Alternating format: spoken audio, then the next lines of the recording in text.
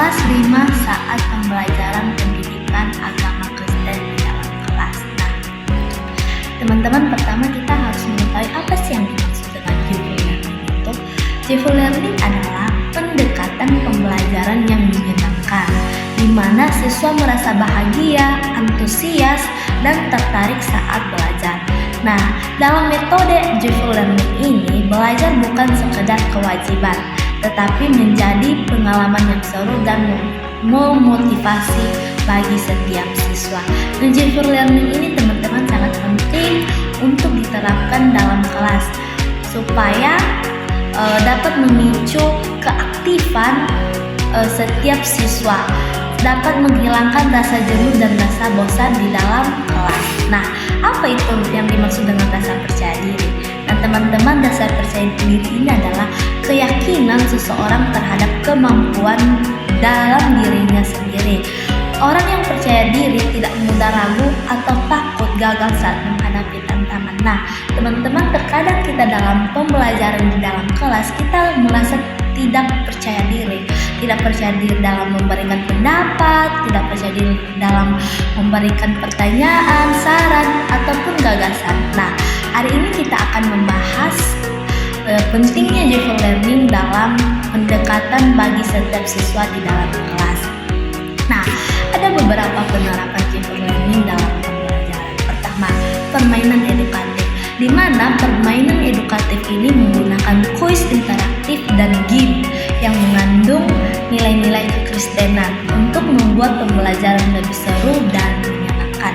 Nah, kedua, saya telah mencantumkan penerapan joyful learning, yaitu ice breaking, di mana dalam melakukan ice breaking ini setiap guru melakukan ice breaking di tengah-tengah pembelajaran, di mana siswa mulai merasa jenuh dan bosan, seperti yel-yel atau tebak-tebakan tokoh Alkitab.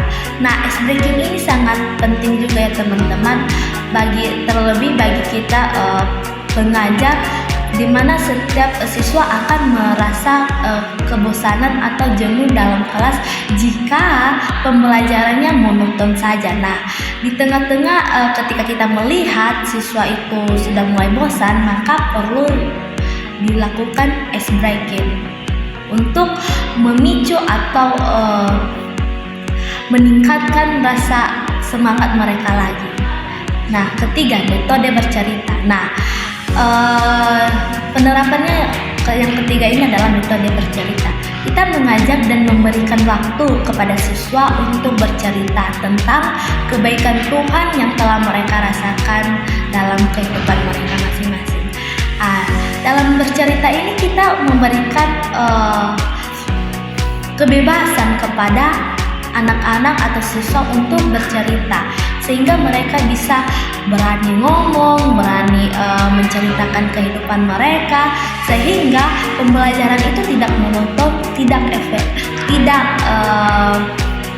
terpaku kepada pengajar saja, tetapi yang diajari juga siswa-siswinya juga ikut serta terlibat dalam proses pembelajaran tersebut. Nah, ada pun dampak pada penerapan joyful learning ini. Yang pertama, meningkatkan kepercayaan diri. Nah, dampak ini ya teman-teman pasti dampak yang sangat baik, dampak positif bagi setiap siswa, di mana siswa lebih berani mengungkapkan pendapat dan aktif dalam diskusi. Kedua, meningkatkan keterlibatan siswa. Nah, seperti yang saya bilang tadi, ketika kita memberikan ruang waktu kepada anak-anak untuk bercerita tentang kebaikan Tuhan kepada mereka. Nah, itu salah satu keterlibatan siswa, bagaimana mereka menceritakan kisah kehidupan mereka. Nah, mereka lebih semangat dalam belajar karena suasana yang menyenangkan. Jadi mereka merasa suasana pembelajaran itu seperti lingkungan keluarga, yang dimana kita bisa memberikan pendapat kita dengan leluasa. Ketiga, membantu pemahaman materi. Nah, siswa lebih mudah mengingat dan memahami nilai-nilai Kristen yang diajarkannya, teman-teman, bahwa dalam penerapan joyful learning ini dapat membantu siswa untuk memahami materi. Kenapa? Karena mereka ikut terlibat terlibat dalam proses pembelajaran tersebut. Tidak hanya menjadi pendengar yang monoton saja, tetapi mereka ikut aktif dalam setiap proses pembelajaran yang ada di dalam kelas. Adapun tantangan dalam penerapan Jifre Learning ini, teman-teman, pertama keterbatasan sarana.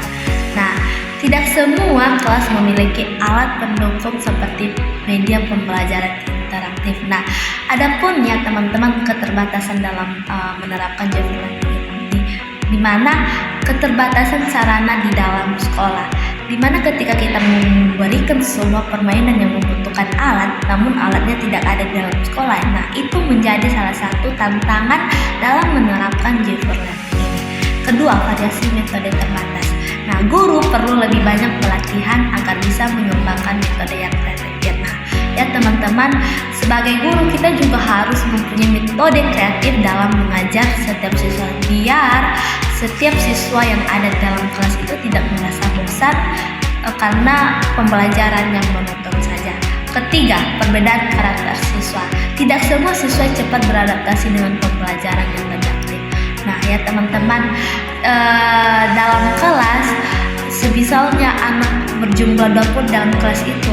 Nah, di dalam kelas itu pasti ada karakter yang sangat berbeda-beda. 20 orang pasti 20 karakter yang berbeda-beda. Nah, teman-teman, tidak mudah bagi seorang pengajar bagi seorang pendidik untuk mengenal setiap karakter siswa. Namun kita sebagai pengajar harus bisa memahami setiap karakter siswa kita, agar karena kita tahu bahwa setiap anak itu adaptasinya beda-beda. Ada yang adaptasinya cepat dan ada adaptasinya yang lambat. Nah, jadi kesimpulan dalam penerapan Jifre Learning ini adalah penerapan Jifre Learning ini dalam pembelajaran pendidikan agama Kristen terbukti efektif dalam meningkatkan rasa percaya diri siswa. Mereka menjadi lebih aktif, lebih berani berbicara, dan lebih memahami nilai-nilai Kristen. Nah, dengan suasana belajar yang menyenangkan, siswa lebih termotivasi untuk berpartisipasi aktif. Nah, seperti yang saya bilang tadi, karena siswa-siswi yang ada dalam kelas ikut terlibat dalam proses pembelajaran tersebut. Mereka tidak hanya menjadi pendengar, tetapi mereka ikut berpartisipasi, ikut terlibat, seperti menyampaikan pendapat dan memahami nilai-nilai Kristen dengan lebih mendalam. Namun, ada namunnya. Namun, agar implementasi Jifre Learning ini lebih optimal, diperlukan dukungan dari pihak sekolah. Nah, seperti dukungan pihak sekolah ini seperti memenuhi atau memperlengkapi alat-alat yang dibutuhkan dalam penerapan Jifre Learning ini, di mana dalam penyediaan fasilitas yang memadai seperti yang saya bilang tadi, serta pelatihan bagi guru agar lebih terampil dalam menggunakan metode pembelajaran yang kreatif dan inovatif. Jadi teman-teman, sekian saja tentang pembelajaran kita dalam penerapan Jifre Learning untuk meningkatkan dasar percaya diri siswa di dalam kelas. Terima kasih, Tuhan Yesus memberkati. Shalom.